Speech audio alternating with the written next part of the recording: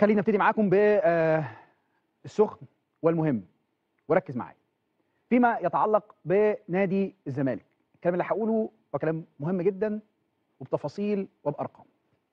الزمالك لحد اللحظه اللي انا بتكلم فيها مع حضراتكم ديت عنده مشكله ماديه كبيره جدا.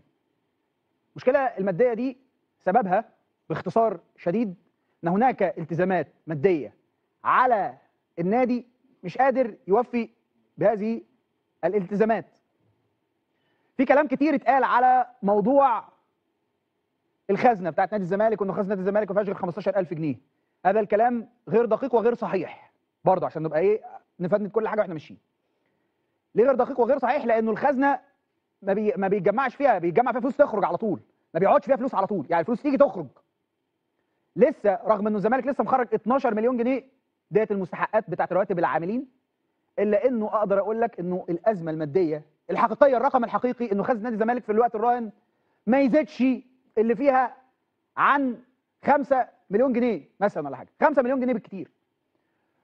وانه واقدر اقولها لك يعني الزمالك في هذه اللحظه في هذا التوقيت يواجه شبح الافلاس. ده حقيقي، حقيقي بقول لك بالارقام دلوقتي. الزمالك بسبب هذه الازمه الماديه يواجه شبح الافلاس. كل اللي له ميلم بيطلبه، كل اللي له حاجه عند نادي الزمالك بيطلبها.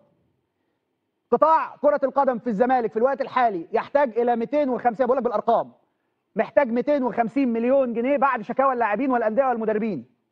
الزمالك يحتاج الى 1,100,000 دولار اقساط للانديه واللاعبين الجدد زي اخوان بزيره، عدي الدباغ، شيكو بنزا، وعبد الحميد معالي. الزمالك لديه ازمه فيما يتعلق بايك السويدي، لانه ايك السويدي بيحق له 1.1 مليون دولار، ده النادي بتاع عمر فرج، والزمالك محتاج يسدد جزء من الفلوس دي كده وبس. لا، سانت تيان له 950,000 يورو بجانب مستحقات بنتايج نفسه ووكيله، ويحتاج نادي الزمالك لسداد جزء من تلك الاموال بعد انذار من اللاعب بالشكوى. دي ارقام حقيقيه. الزمالك عنده ازمه كبيره لانه جزء باقي من 25% نسبه المشاركه للموسم الماضي، وهناك مستحقات 3 شهور من الموسم الحالي للاعبين القدامى والجدد. شبح الافلاس الذي يواجه الزمالك بدا مردوده باعتذار النادي عن المشاركه في بطوله افريقيا للانديه لرجال اليد، وكذلك يتجه النادي للاعتذار عن البطوله العربيه لسيدات الطائره.